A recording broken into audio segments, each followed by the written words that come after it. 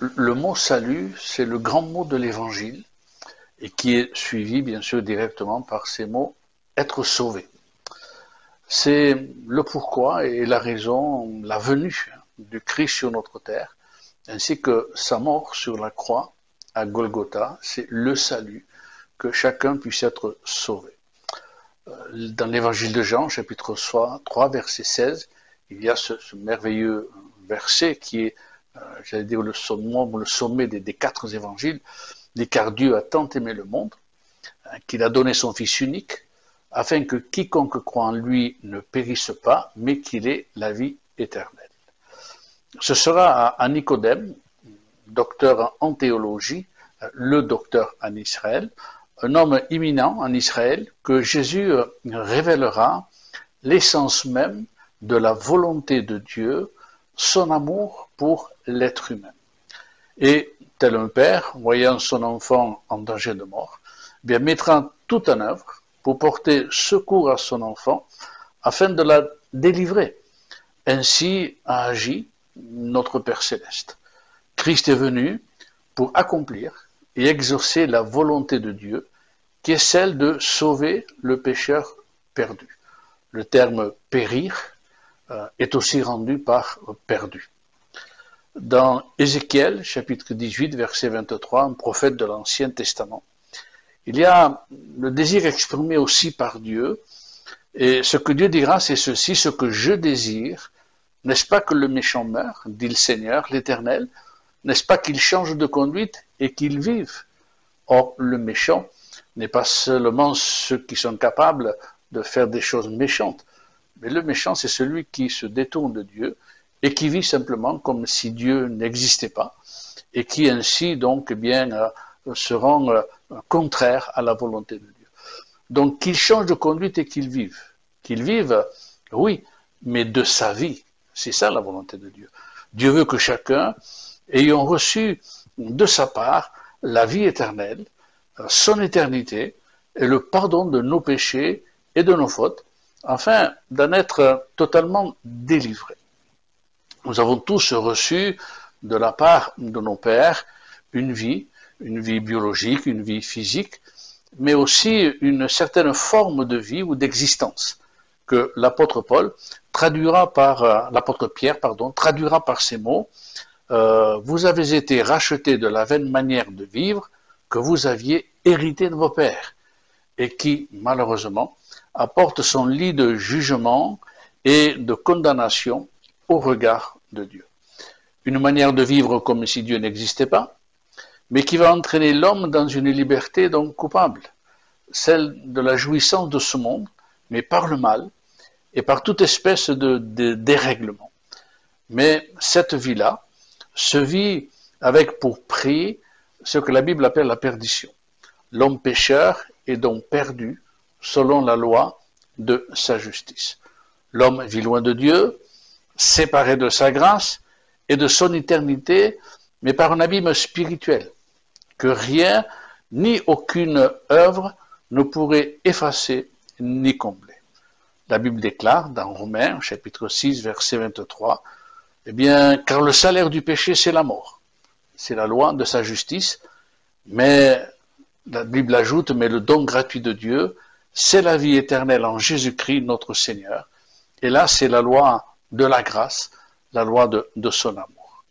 L'homme est ignorant de ces choses, mais il peut en prendre conscience, car dans son amour, Dieu a placé dans l'homme la pensée de l'éternité.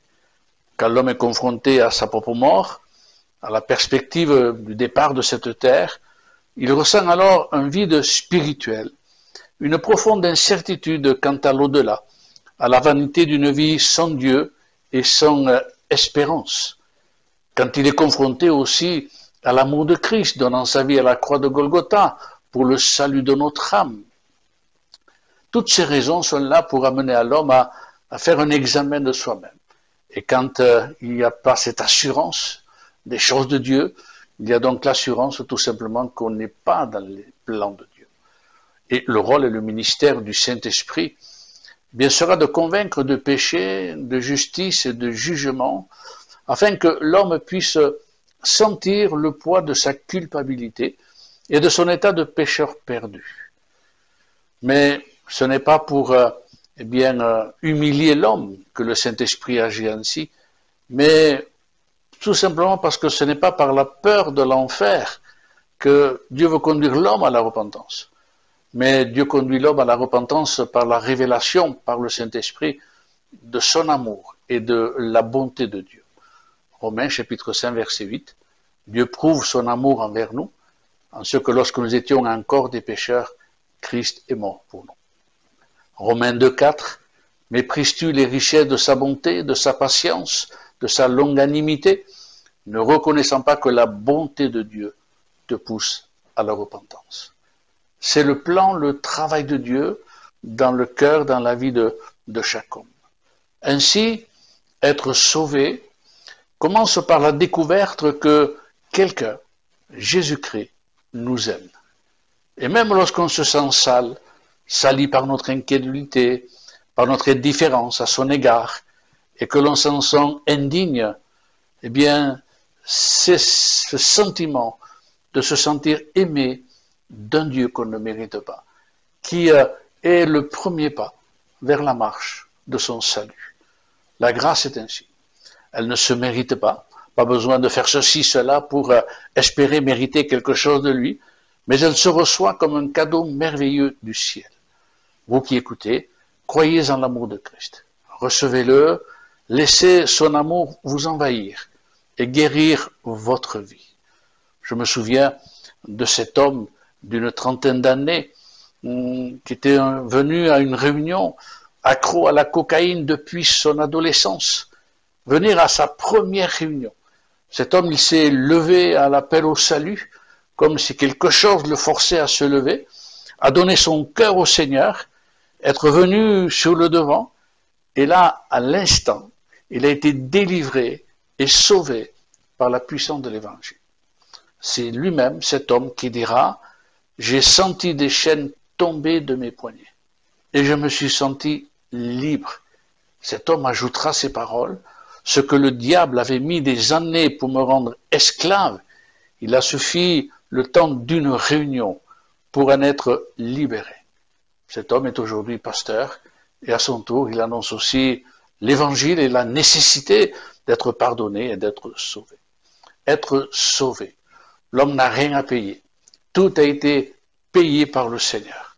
L'apôtre Pierre dira, ce n'est pas par des choses périssables, par de l'or ou de l'argent, que vous avez été rachetés de la vaine manière de vivre, que vous aviez hérité de vos pères, mais par le sang précieux de Christ, comme d'un agneau sans défaut et sans tache, prédestiné avant la fondation du monde, il fut manifesté à la fin des temps à cause de vous. Pas simplement à cause de ceux à qui Pierre s'adressait, mais au travers de toutes les générations pour chaque homme. Le brigand crucifié avec Christ, la Bible nous dit que dans les dernières heures d'une vie gâchée et payant pour les crimes qu'il avait commis, se tournera vers le Seigneur Jésus, touché par les paroles que Jésus a dites à la croix, parce que Jésus a pu faire ressentir à cet homme. Et cet homme, ce brigand, se tournant vers le Seigneur, lui demandera ceci, de ne pas être oublié quand le règne de Dieu viendrait, le règne de Christ viendrait. Il avait reconnu en son cœur que Jésus-Christ était le Christ sauveur, le Messie promis et l'espoir de sa vie, l'espoir d'Israël. Lui qui était perdu a été sauvé de sa perdition. Dans Luc chapitre 23, verset 43, bien Jésus répondit à ce brigand, je te le dis aujourd'hui, tu seras avec moi dans le paradis.